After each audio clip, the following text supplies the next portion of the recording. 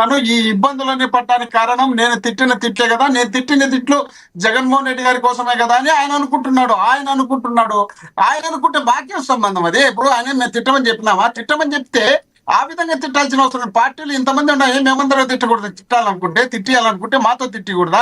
ఎందుకు తిట్టిస్తారు? ఎవరు తిట్టిస్తారు? ఇది వేరే జగన్మోహన్ రెడ్డి పార్టీ గారి వాళ్ళు క్యారెక్టర్ కాకుండా ఇప్పుడు గురించి సజ్జల రామకృష్ణారెడ్డి గారు చెప్తేనే నేను అన్ని చేశాను అని చెప్పి కూడా బాటిల్ మూత తీసి కూడా గో హెడ్ అని నన్ను గతంలో ప్రోత్సహించి నేను ఇప్పుడు నన్ను ఎవడన్నా అడుగుతారని అడుగుతున్నాడు ఆయన.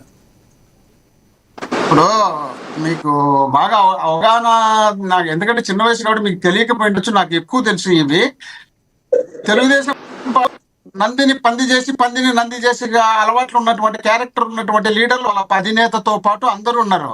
వాళ్ళకి ఎట్లా అంటే ఇతరులను విమర్శించడానికి ఒక పనిగా పెట్టుకొని మాట్లాడిన సందర్భాలు ఆ పార్టీలో ఉన్నాయి. వైఎస్ఆర్ కాంగ్రెస్ పార్టీలో ఇందుకు జగన్మోహన్ రెడ్డి గారు, నేను చిన్నప్పటి నుండి ఆయనతో కలిసి తిరుగుతున్నా కదా, మీకు నేను ఎన్నోసార్లు చెప్పినా కదా, ఆయన చిన్నప్పటి నుండి ఆయనతో నేను తిరుగుతానని. ఇంతవరకు ఏ ఒక్క రోజు కూడా ఏ ఒక్క చోట కూడా ఇంత చిన్న వల్గర్ భాష మాట్లాడమన్నట్టు కానీ మాట్లాడినని ఎంకరేజ్ చేసినట్టు కానీ ఎప్పుడు కనపడలే. మీరు అంటున్నారు పదే పదే సజ్జల రామకృష్ణారెడ్డి గారు, పూడి శ్రీహరి గారు వాళ్ళ పైన కూడా తీసుకొస్తున్నారు. సజ్జల రామకృష్ణారెడ్డి గారు మీటింగ్ లో మాట్లాడితే ఏ ఒక్క రోజు కూడా చిన్న వరడు కూడా అసభ్యమైనటువంటి వరడు మాట్లాడాడు. ఆ మొత్తం పార్టీ కేడర్తో అందరితో మీటింగ్లు పెట్టి మాట్లాడిన సందర్భం సజ్జల రామకృష్ణారెడ్డి గారు మేము చూసినాం. మేము కూడా ఆయన మీటింగుల్లో పాల్గొన్నాం. ఏ ఒక్క రోజు కూడా ఎవరిని మీరు ఈ పని చేయండి, ఈ విధంగా తిట్టండి అని చెప్పిన సందర్భం లేకపోవడంతో పాటు మళ్ళీ విడివిడిగా ఆయనతో మీటింగ్లు అయిపోయిన తర్వాత కలిసి కూర్చుని మాట్లాడిన సందర్భాలు అందరి కార్యకర్తలకు లీడర్లకు కూడా ఉంది. కానీ ఆ రోజుల్లో కూడా మీరు ఈ విధంగా తిట్టండి, ఈ విధంగా చేయండి అని చెప్పరు తప్ప, చెప్పిన సందర్భాలు లేవు తప్ప. ఆయన ఏదైనా చెప్తే మీరు పార్టీ కార్యక్రమాలు ప్రజల్లోకి తీసుకువెళ్ళండి, ప్రజల్లోకి బాగా ఎక్కువగా తీసుకెళ్ళండి, మనం బ్రహ్మాండంగా అభివృద్ధి చేసిన కార్యక్రమాలు ఉన్నాయి, వాటిని ప్రజలకు తీసుకుపోయి చెప్తే చాలు. మనం ఇది చెప్పలేకపోవడం వల్లనే మనం ఈ విధంగా ఇబ్బందులు పడి మన పార్టీ వెనుకబడింది. మనకు సంబంధించినటువంటి వాళ్ళు వ్యతిరేకులుగా ఉన్నటువంటి వ్యక్తులు బ్రహ్మాండమైనటువంటి వల్గర్ భాషతో వస్తున్నారు. ఇలాంటి పరిస్థితి ఉంది కాబట్టి మనం ప్రజల్లోకి తీసుకుపోవచ్చు. కొంచెంసేపు ఉండబ్బా, నువ్వు మాట్లాడలేదు కదా, ఇంకా టైం ఉంది కదా. అవును, మాట్లాడుతున్నారు ఎవరైతే మళ్ళీ ఒక పాయింట్ వచ్చే మళ్ళీ ఆయన ఓటెత్తుకుంటే అన్నా. నేనేమంటానంటే మీకే క్వశ్చన్, ఇప్పుడు మీరేమన్నారు మాకు సంబంధం అంటారు కదా, మరి 10 రోజుల ముందర చెల్లా మధుసూదన్ రెడ్డి పార్టీ ఆఫీస్కి రా అని ఎందుకు చెప్పాడు? ఎందుకు పిలిపించి మాట్లాడారు? జగన్మోహన్ రెడ్డి గారు ఫోన్ లో ఎందుకు మాట్లాడారు? ఏమవసరం? ఇంత దారుణంగా మాట్లాడే వ్యక్తిని జగన్మోహన్ రెడ్డి గారు ఫోన్ ఎలా మాట్లాడతారు? ఎందుకు జగన్మోహన్ రెడ్డి గారు లేకపోతే సజ్జల రామకృష్ణ గారు మాట్లాడతారు? మీరైనా ఎవరో ఒకరు, ఒక రాష్ట్ర అధికారి ప్రతినిధి అయ్యా ఇలా మాట్లాడడం తప్పని ఏ రోజు ఎందుకు ఖండించలేదు అని. ఇప్పుడు మీరు అంటున్నారు ఆయన మాట్లాడింది అంత నిజమైన కూడా మీరు ఎందుకు అంటున్నారు? సజ్జల రామకృష్ణారెడ్డి గారు రమ్మన్నారు, చల్లా మధుసూదన్ రెడ్డి గారు రమ్మన్నారు, జగన్మోహన్ రెడ్డి గారు మాట్లాడినారు. ఇవన్నీ ఆయన మాట్లాడింది అంతా మీరే నిజమని మీరే సర్టిఫికేట్ ఇచ్చేట్లవుతుంది కాదు కదా. ఇప్పుడు మా పార్టీ నుండి మేము పిలిపించింటే మా పార్టీకి సంబంధించినటువంటి నాయకుడు చల్లా మధుసూదన్ రెడ్డి కూడా పార్టీలో ఒక ఇంపార్టెంట్ పర్సన్, పార్టీ ఆఫీస్ లో ఒక మెయిన్ క్యాండిడేట్లలో ఆయన కూడా ఒకడు ఉన్నప్పుడు ఆయన కూడా పిలిపించినాడంటే కారణం అయితే ఉంటుంది. మరి కారణం ఉన్నప్పుడు ఆయన అయితే చెప్తాడు కదా మేము పిలిపించినామని. ఈయనొచ్చి రోడ్డు మీద ధర్నా చేస్తున్నాడంటే మరి ఆయన పిలిపించినోడైతే చెప్పేవాడే కదా. ఎందుకు అనవసరంగా మనంతటా మనమే ఆయన పిలిచినాడని, ఏం చెప్పినాడని, ఆయన చెప్పించినాడని మనమే అనుకుంటే ఎట్లా అవుతుంది? మోహన్ రెడ్డి గారు నిన్నటి నుంచి ఇది 6వ 7వ డిబేట్ నేను చూడంగా అతని మీద ఇంత డిబేట్ ఎందుకు చేయిస్తారు? ఎందుకు చల్లా మధుసూదన్ రెడ్డి బయటకు వచ్చి అయ్యా మేమేం పిలవలేదు, మాకేం సంబంధం లేదు ఒక మాట ఎందుకు చెప్పడు? ఒక పేపర్ స్టేట్మెంట్ ఎందుకు ఇడు? ప్రెస్ మీట్ వద్దులే, ఒక స్టేట్మెంట్ ఇవ్వండి. అంటే ఇక్కడ విజయశేఖర్ రెడ్డి గారు మోహన్ రెడ్డి గారిని ఇంకొక క్వశ్చన్ అడుగుతున్నారు. అంటే నేననే కాదు, సరే సార్ ఆయన అయితే ఆయన పార్టీ కాదు ఓకే, గతంలో ఇదే శ్రీరెడ్డి మీద కావచ్చు, ఇదే బోరుగడ్డ అనిల్ మీద కావచ్చు, ఇలా బూతులు తిట్టిన వాళ్ళ మీద కేసులు ఉన్నాయి. ప్రతిపక్ష నేతగా అప్పట్లో ఉన్న చంద్రబాబు నాయుడు కావచ్చు, పెద్దవాళ్ళ మీద ఇలా దారుణంగా మాట్లాడినప్పుడు ఎందుకు అతని మీద యాక్షన్ తీసుకోలేదు గత ప్రభుత్వం? మీకు ఎంతో కొంత దీనిపైన అవగాహన ఉంటుంది. ఇప్పుడు జరుగుతున్న పరిస్థితులు బట్టి, గతంలో పరిస్థితులు బట్టి. ఇప్పుడు ఎవరైనా కంప్లైంట్ చేసి కేసు కడతారా? కంప్లైంట్ చేయకుండా కేసు కడతారా? కంప్లైంట్ చేసిన తర్వాతనే కదా. కంప్లైంట్ చేయకుండానే కేసు కట్టరు కదా. ఆల్రెడీ ఇంతకుముందు బోరుగడ్డ అనిల్ పైన మా పార్టీలో ఉన్నప్పుడు కూడా కేసు జరిగింది, మా అధికారంలో ఉన్నప్పుడు. మీకు ఆ విషయం తెలుసునో లేదు, కేసు కట్టడమేమో. కానీ వాళ్ళు ఏదైనా దానికి సంబంధించినటువంటి డీటెయిల్స్ తో పాటు కంప్లైంట్ చేస్తే చేస్తారు. ఇప్పుడు మా పార్టీలో అంబటి రాంబాబు గారి ఇంటి మీద దాడి చేసినారు, వాళ్ళ ఇంట్లో బండ్లు పాల్గొట్టారు, ఆడోళ్ళని తిట్టారు, మొగోళ్ళని తిట్టారు, రాత్రి తెల్లవారులు చేశారు. మరి కేసు కట్టి ఎమ్మెల్యేను కేంద్ర మంత్రిని అరెస్ట్ చేయలేదే.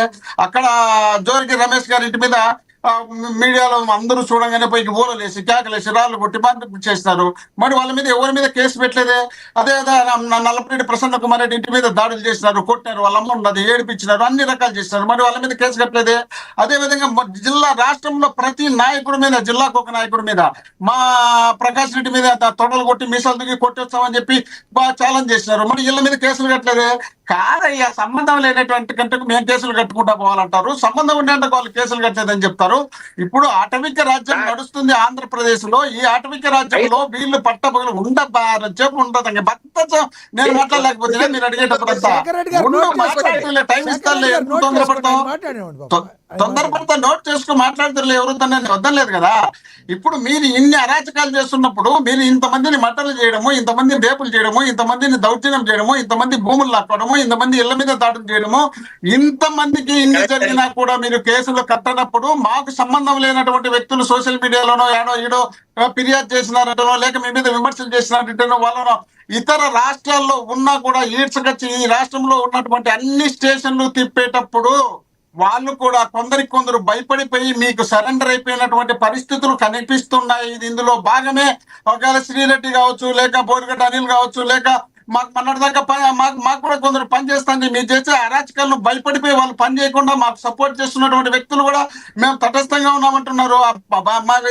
ఒక ఆయన అనలిస్ట్ గా వచ్చాడు, పాషానా మా పార్టీ కేఎస్ ప్రసాద్ గారు కూడా మేము రాము. ఎందుకంటే వస్తే ఎక్కడ మా మీద కేసులు పెడతారో, ఎక్కడ మమ్మల్ని ఇబ్బందులకు గురి చేస్తారో, ఈ ఇబ్బందులు, ఈ కష్టాలు, ఈ నష్టాలు అవసరమా?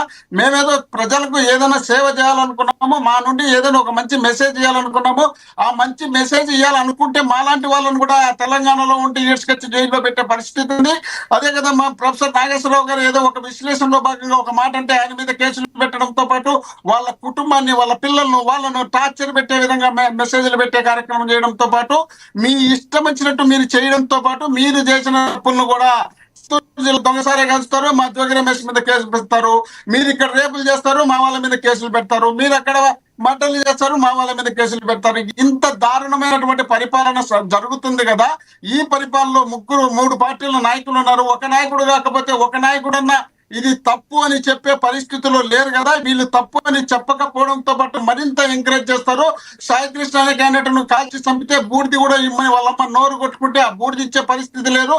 ఒకరేమో భుజాన్ని చేసి ఓదార్చారు, ఇంకొకరేమో ఏమంటారు, ఒక రౌడీ షీటర్ను కాల్చక ఏం చేస్తారు, ముద్దు పెట్టుకుంటారు అంటారు. ఈ విధమైనటువంటి పరిపాలన ఆంధ్రప్రదేశ్ లో సాగుతుంది కాబట్టి మంచి వ్యక్తులు కూడా భయపడిపోయే పరిస్థితి వస్తుంది కాబట్టి మిమ్మల్ని చూసి భయపడిపోయే పరిస్థితి వస్తుంది. బోరుగడ్డ అనిల్ మాట్లాడిన మాటలను ఎలా అంటారు? అసలు బోరుగడ్డ అనిల్ క్యారెక్టర్ మీరు ఏం చెప్తారు? మీరు బోరుగడ్డ అనిల్ గురించి మాట్లాడండి.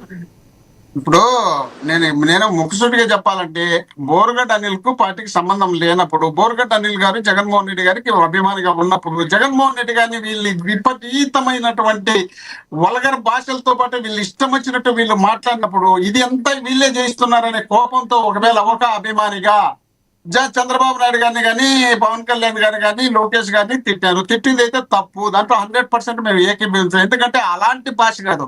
ఆవేదన మాకుంటుంది, కోపం ఉంటుంది, కసి ఉంటుంది, ఉంటే ఈ విధమైనటువంటి భాషలు కాదు కదా.